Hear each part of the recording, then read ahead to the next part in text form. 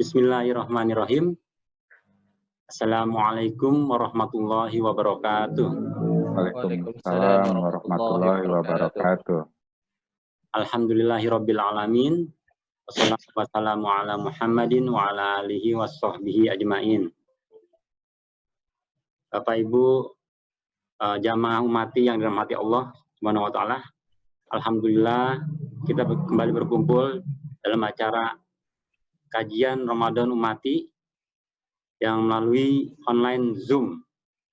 Dan insya Allah hari ini akan disampaikan, kajian ini akan disampaikan oleh Bapak Ustadz Dr. Ziaul Haq. Alhamdulillah beliau telah hadir di tengah-tengah kita. Jazakallah khairan Pak Ustadz. Beliau adalah seorang dokter praktisi herbal dan tibun nabawi, kedokteran Islam. Insya Allah temanya manfaat ibadah puasa dalam penyembuhan semua penyakit manusia. Seperti biasa, setelah Pak Ustadz menyampaikan kajiannya, para peserta, partisipan agar men-mute audionya dan juga videonya. Untuk akhwat juga terutama di off videonya. Demikian informasi dari kami. Berikutnya Pak Ustadz akan menyampaikan tausiahnya. Tafadhol Pak Ustadz. Baik, terima kasih jazakumullah khairan katsir pada Pak Muslim.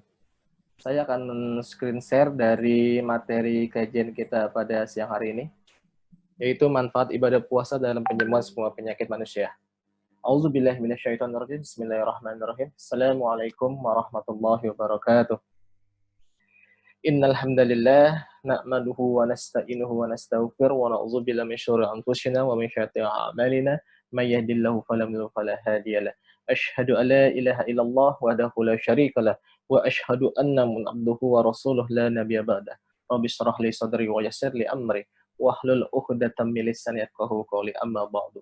Alhamdulillahirabbil alamin. Mari kita panjatkan segala puji syukur kita kehadirat Allah Subhanahu wa taala pada siang hari ini, karena begitu banyak kenikmatan yang Allah sudah berikan kepada kita, walaupun kita hanya sekedar berada di rumah dalam kondisi keterbatasan, tapi Allah masih begitu banyak memberikan kita kenikmatan yang tidak terkira, yaitu berupa masih kita mempunyai iman yang Islam, kita masih mempunyai kesehatan luar biasa, kita masih diberikan keberkahan hidup yang amat luar biasa hebat. Tak lupa salawat dan salam terus mari kita curahkan kepada baginda Rasulullah Nabi Muhammad SAW berserta keluarga, sahabat dan pengikutnya, dan insya Allah kita dambakan selalu syafaat di yaumil akhir nanti. Amin ya rabbal alamin. Bapak Ibu yang dirahmati Allah Subhanahu wa taala, saya akan membuka kajian topik pada siang hari ini dengan beberapa ayat suci Al-Qur'an. A'udzubillahi minasyaitonirrajim.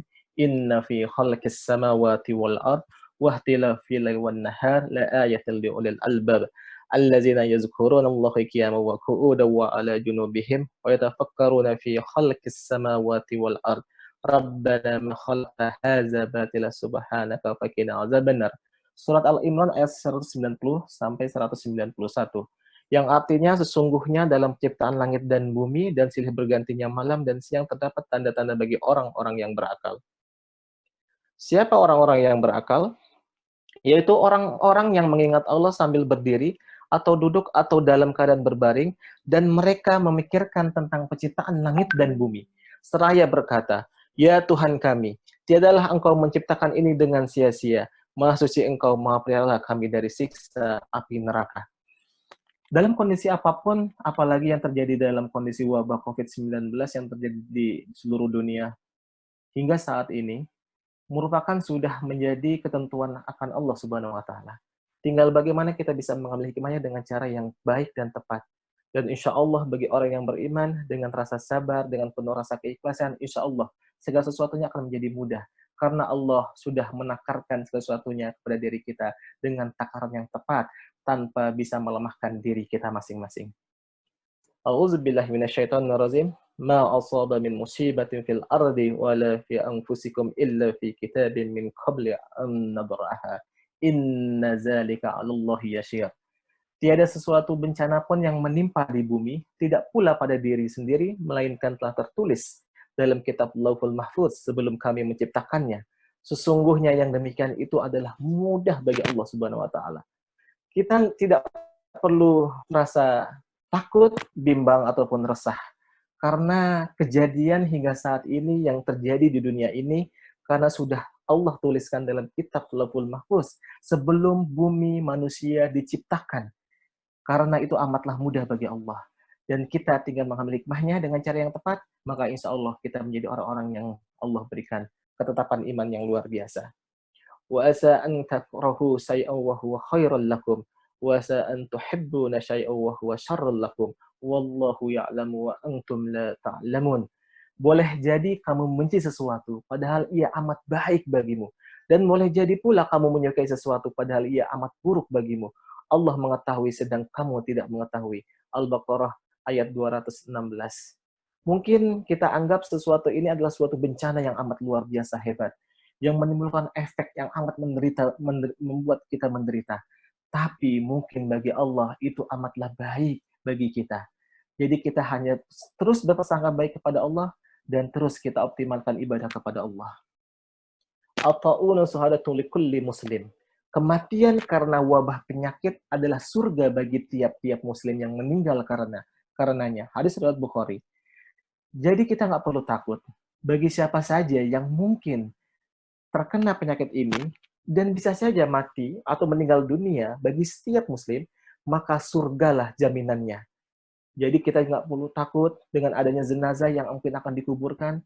Kita harusnya berlapang dada dan kita anggap itu merupakan salah satunya mayat-mayat yang dimuliakan oleh Allah dan merupakan salah satu ibadah bagi kita semua untuk bisa membantu mereka untuk bisa dikembalikan dengan cara yang tepat.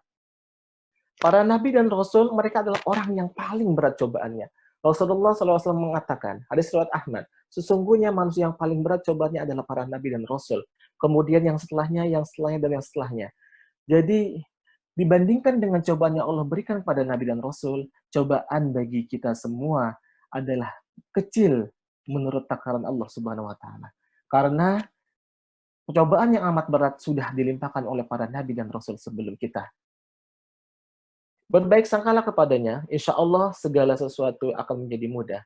Rasa sakit yang kita rasakan akan terasa ringan. Rasulullah bersabda, aku menuruti persangka baik para hamba kepadaku. Inna zanni abdi. Hendaklah ia bersangka sekendaknya, apabila ia bersangka baik, maka akan baik.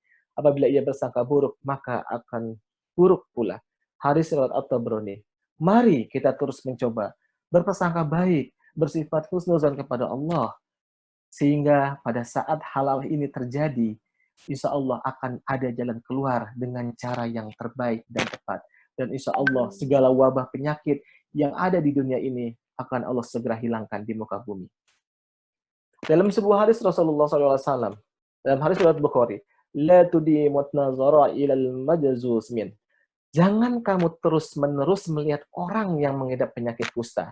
Dan dari beberapa hadis disebutkan, dari hadis ini, apabila seperti engkau melihat seekor singa, maka segeralah lari dari berbagai macam wabah penyakit. Jadi dalam hadis riwayat Bukhari ini, apabila kita melihat atau seorang yang mengidap penyakit kusta, jangan terus-menerus melihatnya. Melihatnya saja sudah tidak boleh, apalagi mendekatinya atau kita bertemu dengan para pengidap penyakit tersebut. Iza sami'tum bit-ta'una bi'aradin fala tadkhuluha wa iza qa'a bi'aradin wa antum biha fala takhruju minha. Hadis riwayat Bukhari, jika kamu mendengar wabah di suatu wilayah, maka janganlah kalian memasukinya. Tapi jika terjadi wabah di tempat kamu berada, maka jangan tinggalkan tempat itu. Kalau Anda atau kita berada di zona merah, seperti di Jakarta, maka jangan pernah tinggalkan tempat wabah ini terjadi. Kita bersabar dan terus bertawakal kepada Allah dan ikhlas kepada Allah akan ketentuannya. Itu merupakan hal yang terbaik. Tapi kalau Anda, Bapak Ibu berada di zona hijau, janganlah Anda mungkin masuk ke dalam zona merah atau tempat terjadinya wabah. Ini merupakan sudah disunahkan oleh Rasulullah dalam hadis riwayat Bukhari. Dan ini sudah terjadi di zaman Rasulullah, bukan hanya di zaman kita berhidup pada saat ini. Hadis yang dinarasikan Abdullah bin Amr mengatakan berikut hadisnya. Seorang Umar adalah seorang pahlawan dan sahabat Rasulullah yang sangat luar biasa, tangguh dan kuat, hebat. Tapi pada saat beliau berjalan menuju Syam, sampai di wilayah bernama Syar, saat itu Umar mendapatkan kabar adanya wabah di wilayah Syam. Kemudian Abdurrahman bin Auf mengatakan pada Umar, jika Nabi Muhammad SAW pernah berkata, jika kamu mendengar wabah di suatu wilayah, maka janganlah kalian masukinya, tapi jika terjadi wabah di tempat kamu berada, maka jangan tinggalkan tempat itu. Pada saat Umar diberitakan oleh Abdurrahman bin Auf, maka Umar segera pulang ke Madinah dan tidak melanjutkan perjalanan menuju Syam. Oleh sebab itu, mari kita mencoba sudah mengambil hikmah dari sunnah-sunnah ini. Mengapa malah justru kita cenderung malah tidak mau untuk berdiam diri di rumah atau meninggalkan tempat yang wabah. Ini ya yang harus kita menjadi cermati. Bahkan dalam kondisi PSBB ini atau lockdown terjadi di sekitar kita, ternyata sudah terjadi di zaman Rasulullah. Yaitu dalam surat Al-Ahzab ayat 33, وَقَرْنَ فِي بُيُوتِكُنَّ وَلَا تَحَبَّرْجْنَ تَبَرَّؤُ الْجَاهِلِيَّةِ الْأُولَى وَأَقِيمُوا الصَّلَاةَ وَآتِينَا الزَّكَاةَ وَآتِينَا الرَّسُولَ إِنَّمَا يُرِيدُ اللَّهُ لِيُذْهِبَ عَنكُمُ الرِّجْسَ أَهْلَ الْبَيْتِ وَيُطَهِّرَكُمْ تَطْهِيرًا. Dan hendaklah kamu tetap berada di rumah, dan janganlah kamu berhias dan bertingkah laku seperti orang-orang jahilah yang dahulu, dan dirikanlah salat, tunaikanlah zakat, dan taatilah Allah dan Rasul-Nya. Sesungguhnya Allah bermaksud hendak menghilangkan dosa dari kamu, wahai ahlul bait, dan membersihkan kamu sebersih-bersihnya. Surat Al-Ahzab ayat 33 ini ditujukan bagi para istri Rasul dan anak-anak Rasul. Dan juga pada saat di zaman Rasulullah, pada saat para suami yang meninggalkan keluarganya untuk berjihad, maka para wanita pada saat di zaman Rasulullah itu untuk berdiam diri hanya sekedar di rumah. Dan oleh sebab itu dikisahkan oleh salah satunya dalam hadis riwayat Muslim, 4 orang disebut dengan Ummul Mukminun yang dijamin masuk surga.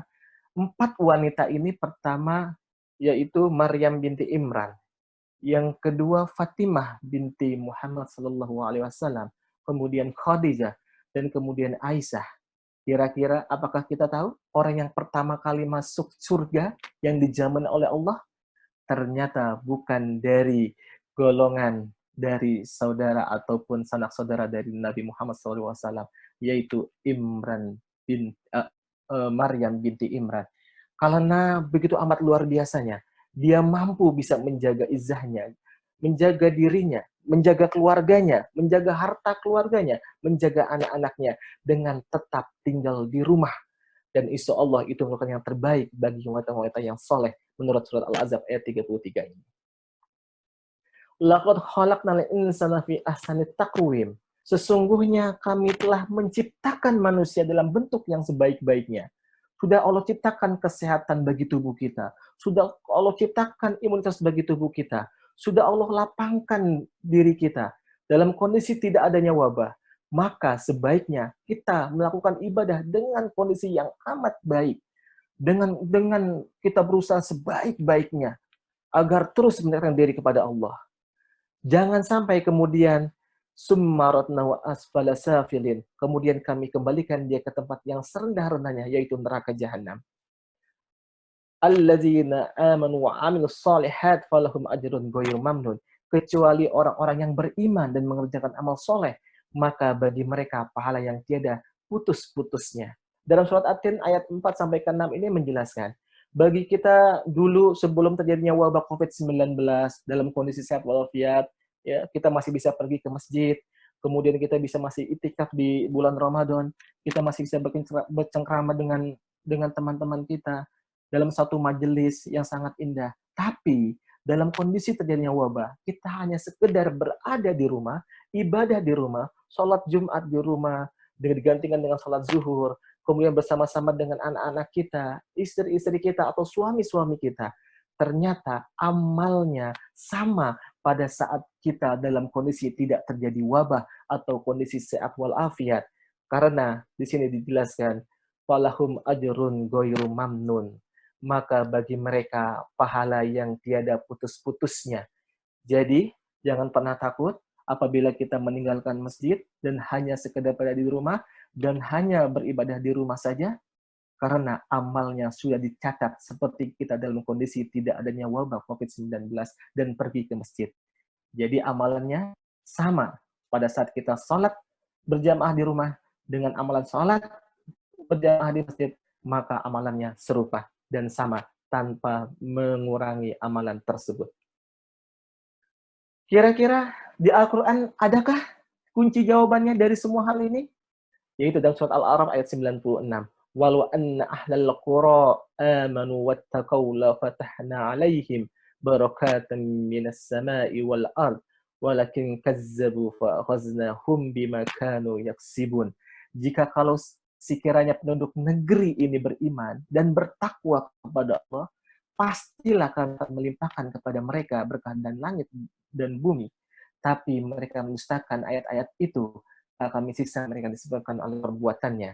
Kunci jawabannya, mari kita perbaiki diri kita masing-masing tanpa menyalahkan orang per orang, kelompok per kelompok, ataupun siapa saja. Mari kita perbaiki diri kita untuk selalu meningkatkan keimanan kita dan selalu meningkatkan diri kita kepada Allah Subhanahu wa taala. Ini saya ilustrasikan yaitu corona, ya, virus yang amat luar biasa yang dapat menghebohkan manusia seluruh jagat dunia ini. Karena satu virus yang amat kecil yang Allah ciptakan, makhluk hidup yang amat kecil. Kira-kira apakah kunci jawabannya untuk penyembuhan dari penyakit wabah tersebut? Ini dia. Yang ditakutkan dari virus corona ini semakin terjadinya mutasi dari beberapa bulan terakhir. Sejak ditemukannya virus corona di Wuhan, di bulan Desember hingga bulan April, akhir bulan April ini, sudah mengalami beberapa mutasi. Kalau kita lihat dari tipe A ke tipe B dan tipe C, sehingga virus ini amat susah dibuat salah satunya vaksinasinya atau imunisasinya. Karena semakin bermutasi, dia semakin berkembang menjadi baik, semakin hebat, semakin dia menjadi patogen atau malah menimbulkan efek kematian yang amat luar biasa.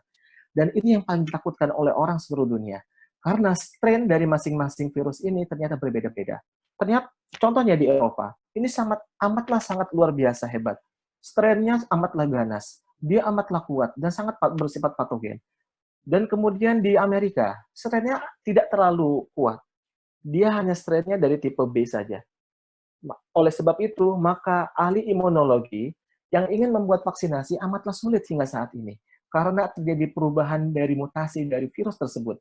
Dan bayangkan, apabila terjadi sudah mengalami mutasi seperti ini, virus corona, maka dia akan menimbulkan efek dampak patogen yang amat luar biasa hebat. Sudah diteliti saat ini, sudah hampir 2,5 juta penduduk dunia yang terjangkiti virus corona. Dan kemudian ternyata perbandingan antara wanita dan laki-laki, yaitu yang dapat membunuh pada laki-laki 2 kali lipat daripada wanita. Karena apa kira-kira Bapak Ibu? Salah satunya, laki-laki saat ini sudah diteliti ternyata banyak orang yang merokok. Ini salah satunya. Hati-hati.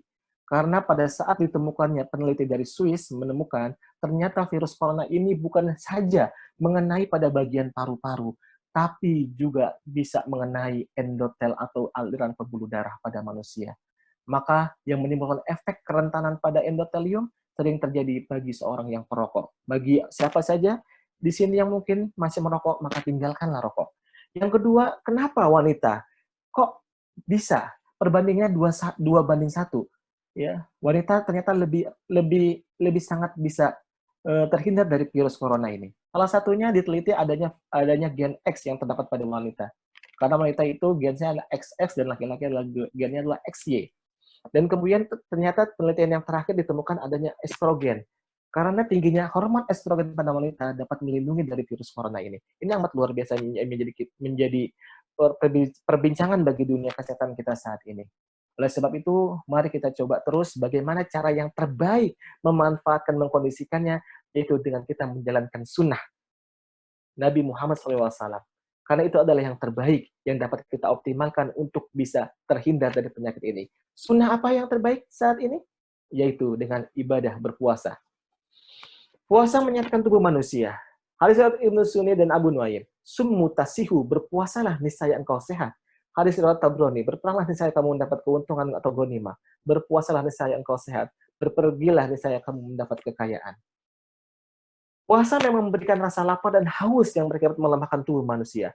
Tapi di balik lemahnya tubuh manusia, begitu banyak manfaat yang kita rasakan. Contohnya, dapat menormalkan fungsi jantung, meningkatkan imunitas tubuh, mengistirahatkan fungsi hati, membakar lemak di bawah kulit, memfungsikan cadangan protein, merangsang hormon, mengistirahatkan organ pencernaan, mengobati berbagai macam penyakit, menghilangkan endapan racun dalam tubuh, menyehatkan fungsi ginjal, sampai mencerdaskan otak.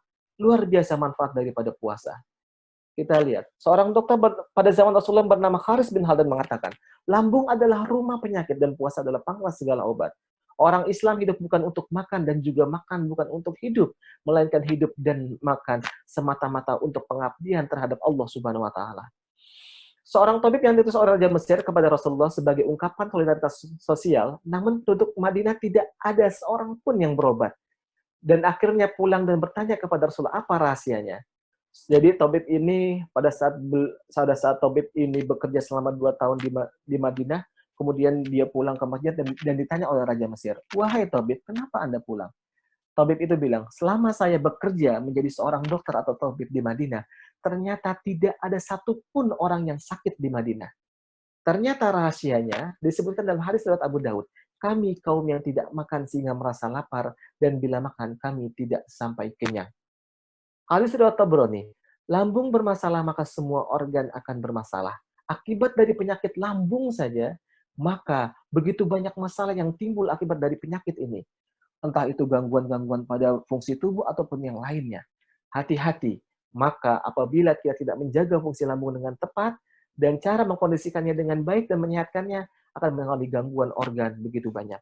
Hadis riwayat Bukhari Muslim, orang beriman makan dalam 1 usus, sedangkan orang kafir makan dalam 7 usus. Perbandingan antara orang beriman dan orang kafir terlihat dari cara makannya, yaitu rakus atau tidaknya. Dalam hadis riwayat Bukhari Muslim. Hadis riwayat Tabrani, lambung perut adalah kolam tubuh, urat-urat seluruhnya bermuara kepadanya. Karena itu jika lambung sehat maka urat akan tumbuh sehat, jika lambung sakit maka urat-urat akan tumbuh sakit. Apa yang disebut dengan urat-urat tersebut? Ya disebut dengan pembuluh darah, aliran kelenjar getah bening, dan aliran persarafan pada tubuh manusia. Apabila kita ingin sehat pembuluh darah, persarafan, dan kelenjar getah bening kita, maka harus menjaga daripada lambung yang sehat. Hadis riwayat Ibnu Majah, segala sesuatu ada zakatnya, dan zakat tubuh adalah dengan cara berpuasa. Di lambung, makanan ditampung dan dicerna selama 4 jam. Di usus diolah sampai diserap selama 4 jam. Jadi total 8 jam kalau diibaratkan kita makan 3 kali sehari, sedangkan puasa hanya 2 kali sehari.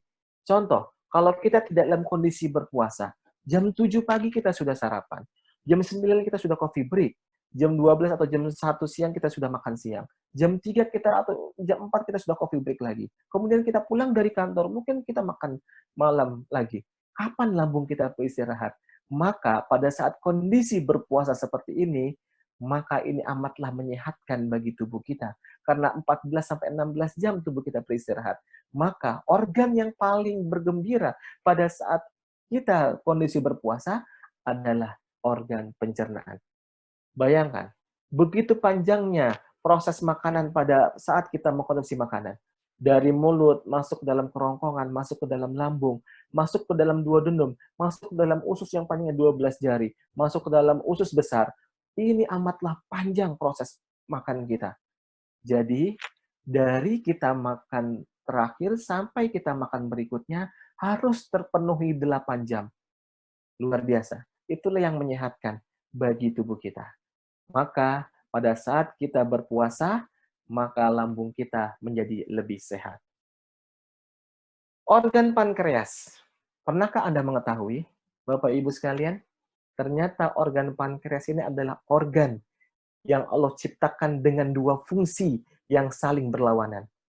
Kalau saya mengibaratkan seperti manusia bermuka 2, ya, yaitu pada saat perut kita kenyang, maka sel beta pada pankreas akan menghasilkan insulin untuk menurunkan gula darah yang tinggi pada saat kita setelah makan.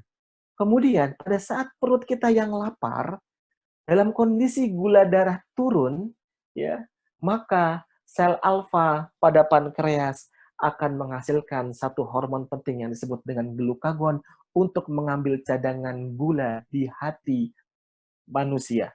Ini dia. Luar biasa dampaknya. Maka kalau diteliti sampai saat ini, kita lihat organ dari sel pada alfa ini besar-besar. Kalau sel beta ini kecil, ya, dari sel-selnya terlihat. Fungsinya kita lihat dari ilustrasi ini.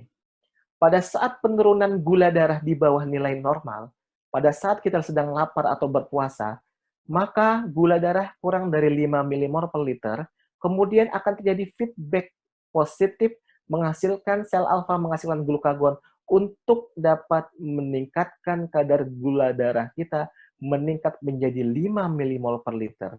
Bayangkan, pernahkah kita mengetahui seberapa besar energi yang terjadi pada proses glikoneogenesis ini? Ternyata akan menghasilkan sumber energi terbesar, yaitu seperti layaknya kita mengonsumsi 7 piring nasi.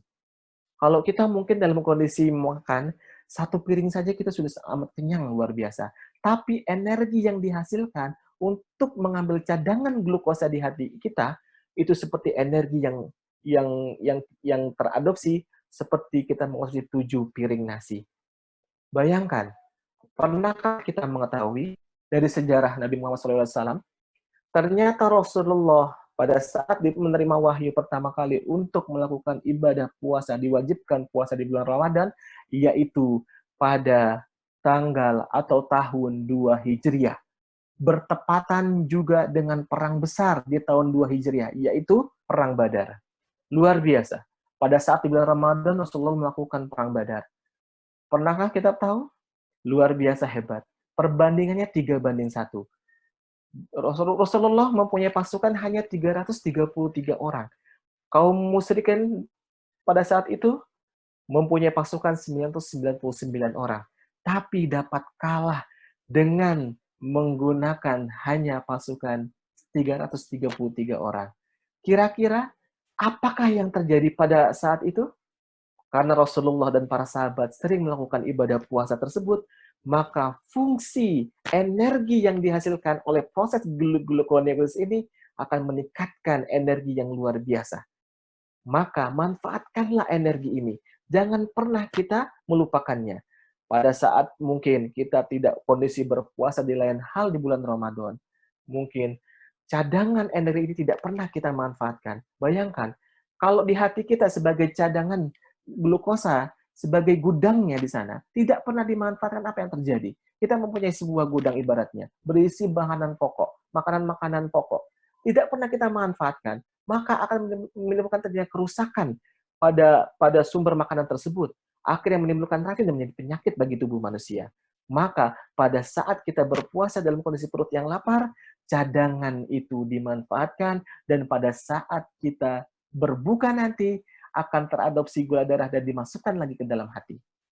Dan efek luar biasanya, pada saat kita berpuasa, ternyata ada feedback positif pada medula adrenal di korteks ginjal manusia yang menghasilkan epinefrin, sehingga akan mengoptimalkan kerja di hipotalamus, menghasilkan beberapa hormon penting seperti ACTH, STH, kortisol, dan lain-lain. Maka hormon-hormon yang sangat menyenangkan ini akan keluar. Seperti adenocorticotropin hormon, stimulating hormon, ini akan keluar. Maka pada saat STH keluar, growth hormone akan keluar, follicle stimulating hormone akan keluar. Maka jangan takut. Bagi orang yang berpuasa, pasti hormon-hormon yang dibutuhkan oleh manusia akan bekerja dan aktif. Apabila tubuh kita tidak berpuasa, ini ilustrasinya, dalam kondisi kita perut yang kenyang, lebih dari 5 milimol per liter, apa yang terjadi? Maka insulin akan dikeluarkan oleh sel beta pada pankreas. Akan menurunkan ya kadar glukosa yang lebih dari 5 milimol, dan akan standar menjadi 5 milimol per liter. Tapi tidak terjadi feedback positif di medula adrenal yang menghasilkan hormon-hormon penting. Maka orang yang berpuasa ternyata lebih sehat karena hormon-hormon ini amat luar biasa muncul bagi manusia. Maka jangan takut. Apakah puasa dapat menimbulkan gangguan pertumbuhan? Ternyata tidak. Malahan pertumbuhan bagi seorang manusia akan tumbuh optimal. Apakah orang mengalami gangguan pada gangguan rahim ataupun yang lain? Ternyata obatnya dengan berpuasa. Bagi wanita-wanita yang ingin subur dan laki-laki yang ingin subur, maka salah satunya follicle stimulating hormone akan keluar melalui STH. Maka puasa dampaknya luar biasa hebat. Hati. Ini adalah organ hati manusia. Tempat terjadinya detoksifikasi racun pada tubuh manusia. Apabila tidak dioptimalkan oleh kita pada saat kondisi perut yang lapar, organ hati ini tidak menjadi optimal. Karena cadangan glukosa yang terdapat pada manusia terdapat di hati.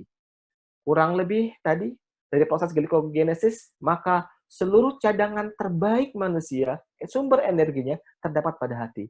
Maka pada saat orang yang berpuasa akan menyehatkan fungsi hati secara keseluruhan. Ini ilustrasi yang pada saat kita dalam kondisi perut yang kenyang.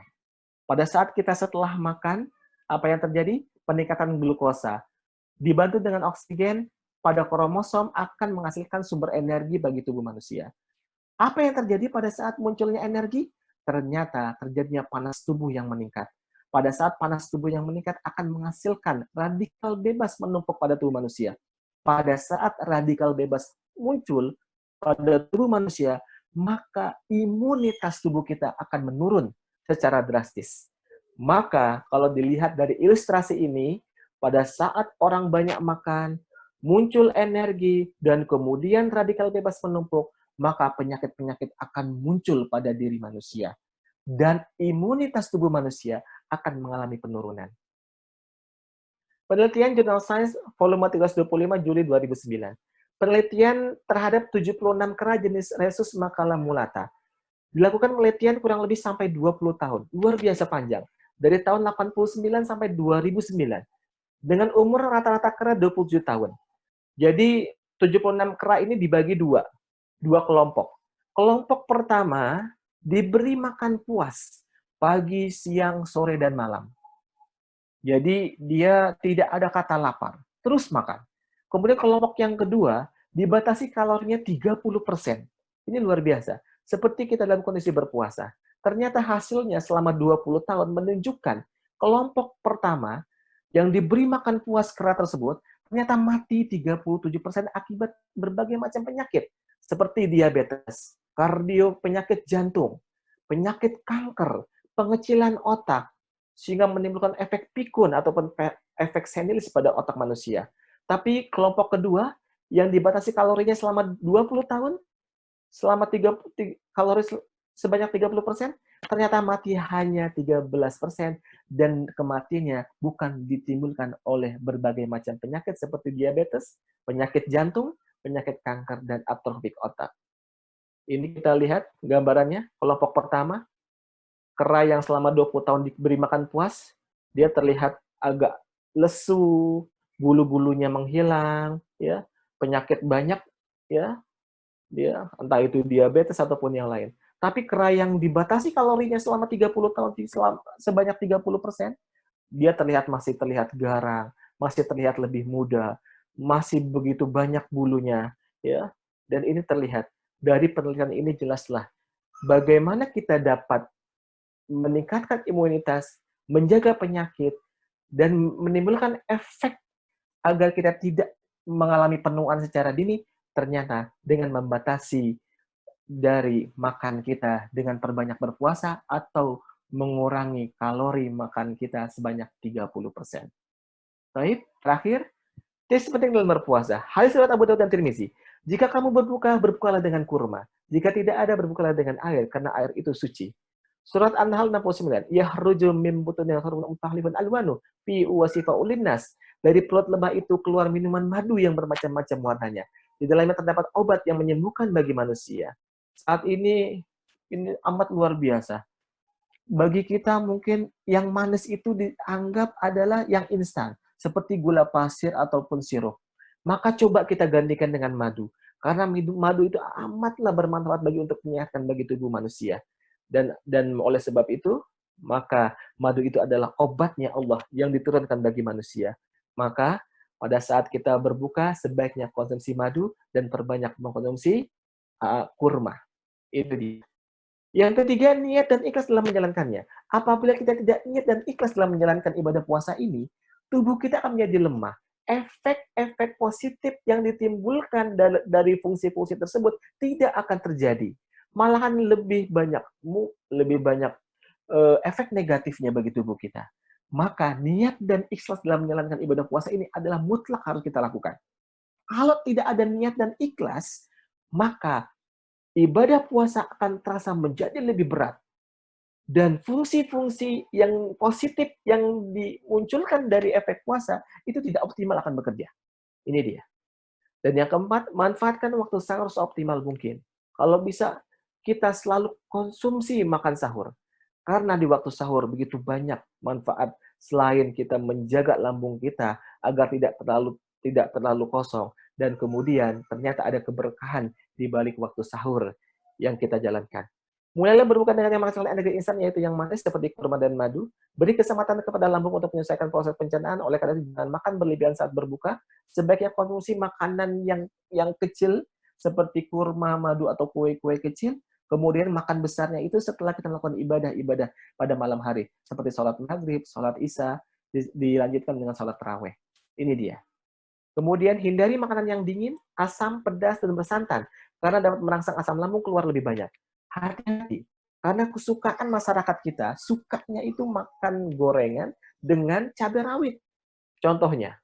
Atau disertai dengan es, dengan susu yang banyak, atau menggunakan sirup yang asam. Hati-hati.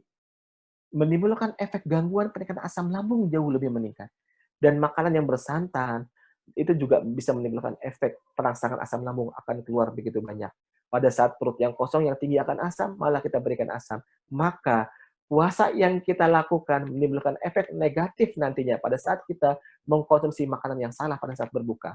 Perbanyak makanan yang mengandung serat tinggi, contohnya sayur dan buah. Kurangi makan yang mengandung lemak supaya defisit lemak yang tersedia dapat dipecah. Jangan makan berlebihan melebihi sepertiga bagian untuk makan. Karena sepertiga lambung kita untuk makan, sepertiga lain untuk minum, dan sepertiga yang lainnya adalah untuk udara atau gas. Yang terakhir, kepanikan membuat hidup tidak nyaman, jaga stamina, hidup bahagia, tingkatkan imunitas, dan sehat beraktivitas. Insya Allah bermanfaat. Mungkin setelah ini kita buka dengan forum tanya jawab. Ya. Silakan. Bagi yang ingin bertanya. Baik. Allah, Pak Ustaz. Ya. Ini ada pertanyaan dari Pak Miko. Iya, Pak Miko ya. Di chat itu, Pak. Saya mempelajari konsep lambung, yaitu sepertiga untuk makan, sepertiga untuk minum, dan untuk gas. Jika saya merasakan lambung tidak enak atau gas berlebihan, saya mengkonsumsi atau menelan bawang putih kurang lebih 3 siung yang mampu saya telan. Dan efeknya badan saya dapat membuang angin dan, kentut, dan juga badan terasa enteng. Pertanyaannya, apakah dengan mengkonsumsi bawang putih tersebut secara rutin bisa sebagai imbus lambung? Karena semua penyakit timbul asalnya dari lambung. Baik. Hati-hati. Saya harus terangkan lebih jelas. Hati-hati dalam konsumsi bawang putih. Karena bawang putih bersifat iritatif bagi kulit. Jadi bagi Anda yang mempunyai gangguan pada iritasi pada lambung, sebaiknya jangan dikonsumsi bawang putih secara langsung. Saya mempunyai resep bawang putih adalah untuk menurunkan tekanan darah atau mengencerkan darah. Karena bawang putih mengandung anilin yang sangat baik untuk menjaga hipertensi agar menjadi normal. Dan sebaiknya konsumsi bawang putihnya adalah pada saat kita makan besar, yaitu pertengahan makan. Pada saat kita makan nasi, baru kita konsumsi. Apabila Anda telan bulat-bulat, dalam kondisi perut yang kosong, hati-hati. Akan mengalami iritasi pada lambung. Sehingga menimbulkan efek gangguan lambung menjadi lebih berbahaya. Atau mengalami gangguan lambung jauh lebih kompleks. Hati-hati. Jadi sebaiknya anjuran saya, bawang putihnya dikonsumsi pada pertengahan makan atau dikonsumsi pada saat kita mengkonsumsi makanan yang tinggi akan bawang putih. dengan tumisan atau apa, perbanyaklah bawang putihnya. Atau sayur, perbanyaklah bawang putihnya. Insya Allah lebih bermanfaat. Baik. Kemudian pertanyaan lain, silakan. Boleh Ustadz. Ya. Ini Ustadz, saya itu kan rutin minum suplemen minyak ikan. Ya. Juga sama garlic yang tunggal itu ya, yang kayak dodol gitu rasanya. Ya. Itu karena saya kebetulan ada riwayat kolesterol dan juga jantung gitu ya. Ya. Nah, apakah kedua herbal itu bisa, apakah semua herbal dan suplemen itu bisa disatukan? Takut lupa gitu kan ya, kadang-kadang suka lupa kan ya. Kan kalau dengan obat kimia mah harus dibedakan 1 jam ya Ustadz ya, katanya gitu, kata dokter ya. Nah, untuk yang tadi garlic dan suplemen seperti itu atau herbal pun yang lainnya dimakan dalam satu waktu bersamaan supaya yang tidak lupa, apakah diperkenankan loh? Baik. Jadi likulli da'in dawanya Allah. Setiap penyakit pasti ada obatnya. Obatnya kira-kira dari mana Bapak Ibu? Ternyata obatnya berada di sekitar kita, yaitu tumbuh-tumbuhan yang juga hidup bersama kita. Maka tadi saya sempat menjelaskan terjadi mutasi pada virus corona. Kenapa? Karena dia juga mengikuti pola kehidupan dan refleksi daripada alam sekitar kita. Dari musim dingin ke musim panas, musim semi ataupun musim hujan, ini mengalami beberapa perubahan. Maka salah satunya yang dapat juga mengalami perubahan dari iklim tersebut, yaitu tumbuh-tumbuhan. Tumbuh-tumbuhan juga hidup bersama kita. Juga menghirup oksigen pada malam hari. Itu tumbuh-tumbuhan. Mengalami fotosintesa dengan matahari. Maka, di kulli da'in dawanya Allah, itu terdapat pada herbal di sekitar kita. Tumbuh-tumbuhan obat. Apakah bisa dikonsumsi langsung, Bapak Ibu? Ternyata bisa. Seperti Profesor Nidom berkata, obatnya virus corona yaitu empon-empon. Seperti jahe, kunyit, serai. Ya, ini amat luar biasa. Dampaknya bagi tubuh manusia. Apakah bisa dicampur dengan bawang putih ataupun yang lain? Bisa dicampur. Dengan madu, dengan kurma, apalagi dengan habatus sauda. Itu sangat bermanfaat. Enggak masalah. Insya Allah, dengan meningkatkan imunitas tubuh dengan cara kita mengkonsumsi makanan yang tepat dan baik, dan terhindar dari berbagai macam hal zat kimia, pengawet, pewarna, pewanis, itu bukan hal yang terbaik buat kita.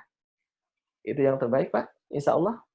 Mungkin ada lagi pertanyaan yang bisa dipertanyakan? Silakan. Silakan. Nggak ada yang mau bertanya? Kalau nggak ada, saya mau nambah, boleh Ustadz? Silakan Pak. Ini masalah madu, Ustadz. Ya. Bagi orang yang ada DM, ya, apakah madu dan kurma itu masih diperbolehkan? Soalnya ada beberapa dokter yang sebaiknya jangan gitu. Nah, gimana dok? Kita ada jadi konflik. Ya. Mengapa penelitian madu saat ini begitu berkembang, Pak? Ternyata madu saat ini setelah diteliti masuk dalam tubuh manusia yang dikonsumsi secara langsung, ya, dapat meningkatkan munculnya insulin sel beta pada sel beta pada pankreas. Itu kurang lebih kita mengkonsumsi kurang lebih 1 liter madu. Ini luar biasa. Mengapa kira-kira? Karena madu itu efeknya sangat bermanfaat bagi tubuh kita dengan mempunyai struktur kimiawi fruktosa yang bersifat alami sehingga dapat masuk ke dalam aliran darah jauh lebih cepat. Dan kemudian di balik itu madu juga efeknya berdampak bagi tubuh kita secara langsung. Karena pada saat kita bagi penderita diabetes mellitus, apa yang harus dihindari? Terutama dari manis atau gula yang bersifat kompleks seperti gula pasir, gula merah, beras ataupun yang lain. Ternyata yang bersifat simple Ya, gula yang bersifat simpel ternyata terdapat pada madu, terdapat pada kurma. Itu dia. Maka sebaiknya lebih kita manfaatkan madu, ternyata penelitiannya jika kita mengkonsumsi madu harus dicampurkan dengan air. Tidak seperti kita mengkonsumsi dalam bentuk bulat-bulat seperti sirup ataupun yang lain. Maka optimalkanlah itu, Pak. Jadi pada saat kita mengkonsumsi madu harus dicampur dengan air. Misalnya 2 sendok atau 3 sendok madu campurkan dalam segelas air. Dan harus saya ingatkan, pada saat kita mengkonsumsi madu juga harus menjaga tadi gula yang kompleks seperti gula pasir, beras atau nasi ataupun yang lain. Maka dapat digantikan dengan pemanis yaitu madu. Itu baik, Pak. Dan kemudian ini Pak, Airnya penyembuhan bisa, dari airnya hangat atau biasa aja? jadi kalau kita untuk mencampurkan madu, jangan seperti kita membuat kopi, teh atau susu dengan air panas atau air mendidih. Sebaiknya madunya dulu diaduk dulu dengan air biasa. Kalau kita ingin minum hangat-hangat baru dicampurkan dengan air hangat atau air panas. Jadi kualitas madu akan rusak, Pak, pada saat dicampur dengan air panas. Itu dia. Dan ingat, madu jangan disimpan di kulkas ataupun yang lain. Hati-hati. Oh, iya. Ya, akan merusak molekul-molekul madu. Iya. Putra Ada lagi pertanyaan? Silakan. Silakan. Nggak ada yang mau bertanya? Bisa unmute langsung. Assalamualaikum Pak Ustadz. Waalaikumsalam warahmatullahi wabarakatuh. Ustadz mau nambahin lagi pertanyaan. Ya. Saya beberapa tempo lalu mengkonsumsi habatus sauda. Ya. Saya dengan keluarga. Tapi sepertinya kayaknya sih saya merasakan lambung saya jadi banyak gasnya. Terus juga saya kirain saya aja yang mengalami, tapi istri dan anak saya juga mengalaminya. Apakah itu salah mengkonsumsi atau memang ada prosedurnya? Gimana Ustaz? Lebih baiknya mengkonsumsi habatus sauda. Baik.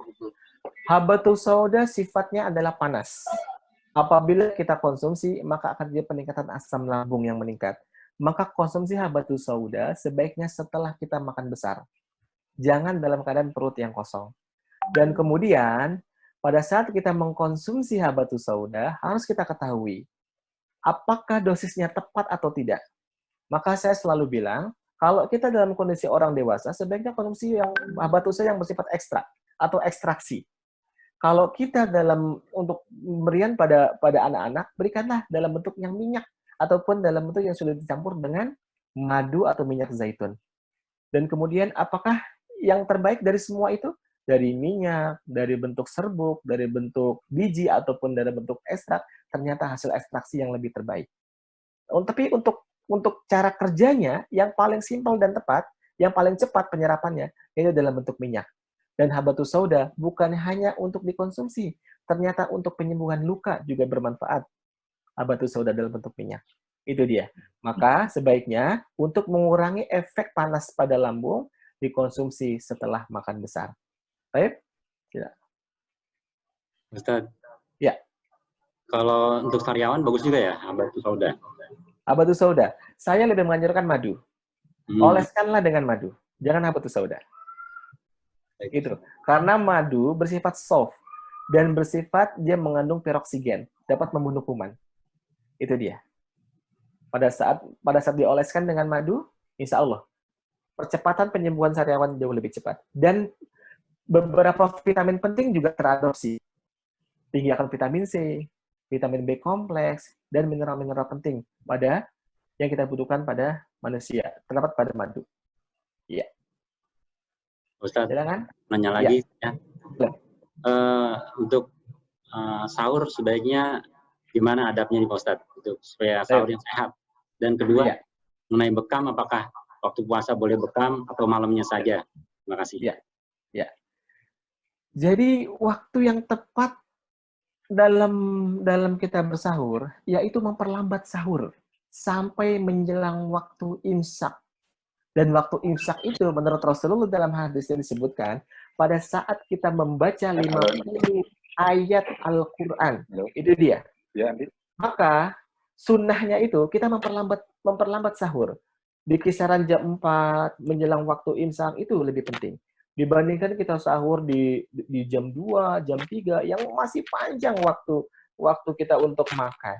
Itu yang paling penting. Dan kemudian hindarilah makanan-makanan dan minuman yang bersifat malah mengalami terjadinya peningkatan dehidrasi pada tubuh. Contohnya apa kira-kira, Pak? Kita sahur mengkonsumsi sebanyak makan sambal, makanan yang bersantan, tinggi akan lemak, konsumsi kopi, ya. Kemudian ada lagi yang merokok lagi mungkin pada saat sahur itu wah luar biasa dampaknya. Sehingga mengalami efek ekskresi cairan akan meningkat, fungsi ginjal juga akan bekerja jauh lebih berat, akhirnya sering buang air kecil. Akhirnya pada saat siang hari dalam kondisi itu maka akan menimbulkan efek dehidrasi dan makin lemah bagi orang yang seperti itu. Dan oleh sebab itu, perbanyaklah sayur dan buah pada saat kita mengkonsumsi makanan sahur dan air putih yang cukup. Allah bermanfaat. Mungkin kalau saya makan kurmanya itu saya dahulukan di waktu sahur. Karena saya melihat hadis, Rasulullah itu selalu mengkonsumsi kurma pada pagi hari. Untuk mencegah apa? Dari gangguan penyakit dan sihir. 7 butir kurma ajwa yang dikonsumsi pada pagi hari akan tercegah dari penyakit gangguan setan dan jin atau sihir. Itu dia. Baik? Insya Allah bermanfaat. Baik, Pak Ustadz. Tadi Pak Ustadz yang mengenai bekam Ya. itu dalam puasa. Ya, bekam. Bekam itu ada waktu rukhsah. Jadi banyak orang pada saat berpuasa nggak mau bekam. Jangan, itu ibadah. Jadi darahnya itu adalah darah rukhsah. Darah yang tidak bukan suatu darah penyakit. Istihadah. Ya, Pak? Jadi pada saat berpuasa boleh berbekam. Kemudian pertanyaan lagi, bolehkah donor darah? Apabila mereka kuat mengkondisikan itu, boleh donor darah. Tapi saya anjurkan donor darahnya sebelum menjelang berbuka puasa. Itu dia. Baik? Iya. Semoga bermanfaat. Ustaz, Ini mau tanya lagi tadi yang ya, silakan. ketika sahur mengkonsumsi kurma. Kalau kurma kan untuk mengkonsumsi susu itu disarankan tidak untuk sahur, Ustaz. Tapi kalau misalkan susu dicampur kurma, itu bagaimana, Ustaz? Keren. Ya. Jadi mengapa sebetulnya beberapa penelitian pentingnya susu bagi orang dewasa? Kira-kira lebih bermanfaat mana? Untuk orang dewasa, untuk dewasa muda atau anak-anak? Ternyata susu itu sangat bermanfaat bagi anak-anak. Karena lambung anak-anak itu begitu banyak enzim, prolaktin, ya, laktase. Ini sangat berdampak positif bagi tumbuh kembang. Tapi kalau orang dewasa, enzim itu sudah tidak ada. Jadi bagi Anda yang mengkonsumsi susu, sebaiknya susu murni yang betul-betul diperah langsung dan dikonsumsi. Ataupun susu kambing, itu juga lebih bermanfaat. Tapi kalau Anda untuk, agar saya sehat dan kuat dalam menjalankan ibadah puasa, tidak mutlak dengan mengkonsumsi susu. Cukup dengan madu, cukup dengan kurma, cukup dengan konsumsi makanan nasi ataupun yang lain, sayur dan buah, cukup insya Allah. Itu dia. Jadi jangan takut kita kekurangan akan sumber energi.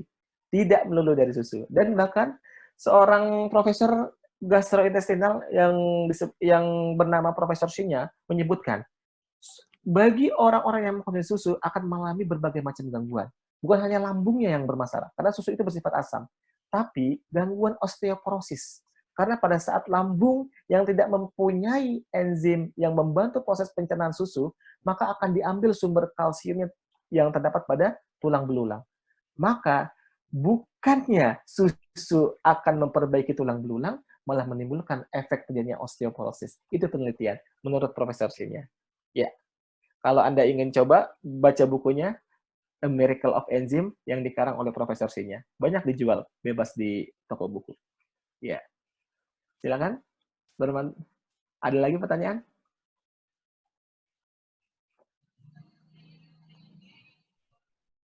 Ya. Silakan, ada lagi pertanyaan? Bapak Ibu? Mungkin tip-tipnya Ustadz untuk selama Ramadan ini nih, untuk gimana Ustadz? Ya, tipsnya sangat simpel sekali, Pak. Pertama, jangan kita merasa resah, takut, gelisah akan kondisi segala sesuatu yang terjadi kita pada hari ini. Karena kalau kita semakin gelisah, semakin takut, semakin eh, terbawa emosi dalam kondisi-kondisi tertentu, akan menimbulkan efek lemahnya tubuh kita. Ini yang penting sekali. Bukan efek dari COVID-19-nya yang berdampak luar biasa hebat pada tubuh kita, tapi dampaknya yang lebih bermasalah akibat keresahan pada tubuh manusia. Makanya saya selalu bilang, penyembuhan dari COVID-19 itu amatlah mudah sebetulnya kalau bagi seorang penderita itu tenang, rileks, santai, dan kemudian lebih dekatkan diri kepada Allah. Minta kesembuhan kepada Allah. Karena tidaklah yang dapat menjadi sumber penyembuhan adalah Allah. Dan kemudian, apakah saat ini ada obatnya? Ternyata belum ditemukan. Ini dia, Pak. Maka yang tadi Bapak konsumsi herbal, itu cukup bagus untuk membantu itu. Dan kemudian dengan cara kita berpuasa ini adalah tempat di mana kita terus berdoa kepada Allah. Sehingga insya Allah segala doa-doa kita Allah ijabah pada bulan Ramadan ini. Dan kemudian saya ingatkan lagi, pada saat kita PSBB seperti ini, turuti setiap aturan pemerintah, setiap aturan oleh amri kita, ikuti. Majelis Ulama Indonesia, Majelis Ulama juga sudah bilang beribadah di rumah, ikuti. Insya Allah, segala sesuatunya yang sudah ditakarkan menurut takaran tersebut, itu yang terbaik buat kita. Jangan kita menganggap diri kita sehat, jangan kita menganggap diri kita juga terlalu bertakut akan penyakit. Kita belum tentu sehat, bisa saja kita menularkan orang lain dan kita tertular oleh orang lain. Maka social distancing, kemudian higienitas tubuh kita, cuci tangan yang baik, sering berwudu, kemudian terus membaca Al-Quran, beramal ibadah, beramal soleh, insya Allah itu adalah imunitas tubuh kita bagi kita semua. Pernahkah kita bayangkan, Pak, dengan membaca Al-Quran contohnya? Ternyata dapat memperbaiki kondisi imunitas tubuh kita. Itu dia. Insya Allah bermanfaat. Jadi itu kuncinya, Pak. Insya Allah wabah ini akan segera berlalu dan sudah kita doakan semoga bagi orang-orang yang mengalami kesulitan Allah bebaskan kesulitan mereka. Itu dia. Ada lagi pertanyaan? Ya. Baik Pak Ustadz, karena waktunya jam 1.20. Ya. Mungkin bisa kita tutup kajian ini karena waktunya sudah jam 1.20. Pak Ustadz, mungkin tutup kajian ini. Saya akan tutup dengan kita berdoa dulu. Astaghfirullahaladzim, astaghfirullahaladzim, astaghfirullahaladzim, bismillahirrahmanirrahim, alhamdulillahirabbil alamin, hamdan syakirin, hamdan na'imin, hamdan yu'afi ni'amahu yukafi mazida, ya rabbana lakal hamdu kama yanbaghi jalal sultanik, Allahumma salli ala sayyidina Muhammad, Allahumma taqabbal minna salatana, wa siyamana, wa du'aana, wa ruku'a, tantashirana, ya Allah, ya Rahman Rahimin, ربنا تؤاخذنا إن نسينا وأخطأنا ربنا ولا تحمل علينا إصرا كما حملته من قبلنا ربنا ولا تحملنا ما لا طاقة لنا به واعف عنا واغفر لنا وارحمنا أنت مولانا فانصرنا على القوم الكافرين إن أنت الوهاب ربنا ولوالدينا وللمسلمين والمسلمات والمؤمنين والمؤمنات الأحياء منهم والأموات إنك على كل شيء قدير ربنا آتنا في الدنيا حسنة وفي الآخرة وقنا عذاب النار اللهم اغفر لنا ذنوبنا وغفر لنا الأبرار رب هب لنا من الصالحين ربنا هب لنا من أزواجنا وذريتنا قرة واجعلنا للمتقين إماما اللهم أعنا على ذكرك وشكرك وحسن عبادتك Allahumma baiklah fi Ramadan, ya Allah berikanlah keberkahan di bulan Ramadan ini, ya Allah. Hilangkan segala mara bahaya dan ketakutan, ya Allah, dan musibah pada negeri ini, ya Allah. Berikanlah kesembuhan bagi orang yang sakit dan hindarkanlah kami dari segala macam penyakit, ya Allah. Ya Rasulullah, inni kuntu minaz zalimin.